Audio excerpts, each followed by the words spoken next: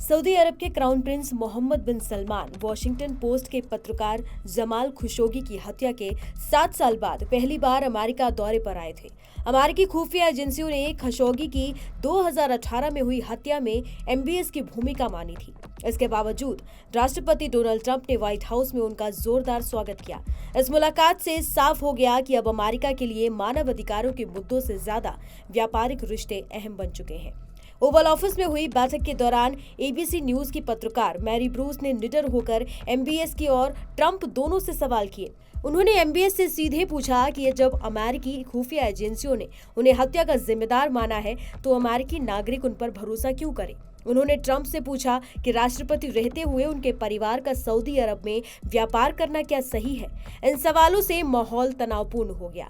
MBS ने सवाल को खारिज कर दिया। वहीं ट्रंप तुरंत प्रिंस के बचाव में आ गए। ट्रंप ने पत्रकार मैरी ब्रूस को बेकार रिपोर्टर कहा और एबीसी चैनल को फर्जी खबर बताते हुए उनका प्रसारण लाइसेंस रद्द करने की धमकी भी दे डाली। ट्रंप ने खशोगी की हत्या को ये कहकर टाल दिया कि चाहे आप उन्हें पसंद करें या ना करें, चीजें होती रहती हैं। उन्होंने एमबीएस को निर्दोष बताते हुए कहा कि प्रिंस को इस घटना के बारे में कुछ नहीं पता था और खशोगी को विवादास्पद व्यक्ति बताया। ट्रंप का ये रुख ये दिखाता है कि उनके प्रशासन ने खशोगी हत्या मामलों को अरबों डॉलर के व्यापारिक सौदों के लिए नजरअंदाज कर दिया।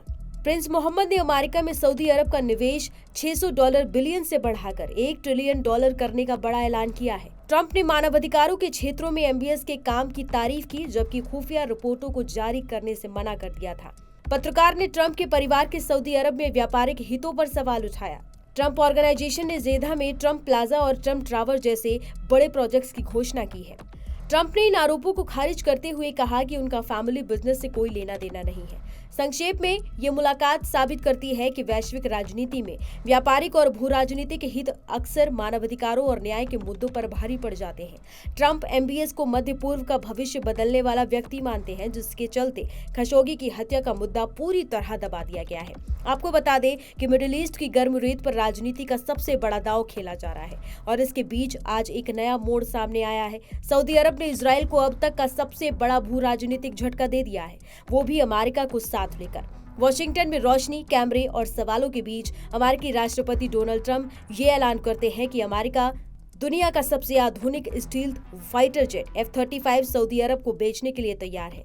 यही F-35 जिसकी वजह से इजराइल की एयरफोर्स को क्षेत्र में अब तक बेमिसाल बढ़त हासिल थी, अब सऊदी के हैंगर में भी उतर सकता है। क्राउन प्रिंस मोहम्मद बिन सलमान 7 साल बाद अमेरिका के दौरे पर हैं और वो 2 बड़ी मांगों के साथ वॉशिंगटन पहुंचे हैं। पहली ये कि सऊदी की सुरक्षा की लिखित गारंटी उन्हें चाहिए और दूसरी F-35 लड़ाकू विमानों की डील उन्हें चाहिए।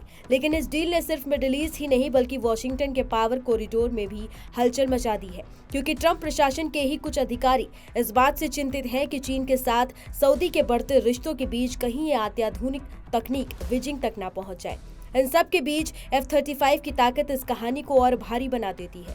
ये 5वीं पीढ़ी का स्टील्थ फाइटर जेट है जो रडार से लगभग गायब हो जाता है, सुपरसोनिक स्पीड से उड़ता है, लंबी दूरी तक मार करने वाली मिसाइलें लेकर चलता है और 360 डिग्री व्यू के साथ नेटवर्क कनेक्टेड वॉर सिस्टम में दुश्मन के पूरे युद्ध यंत्र को चैलेंज कर देता है।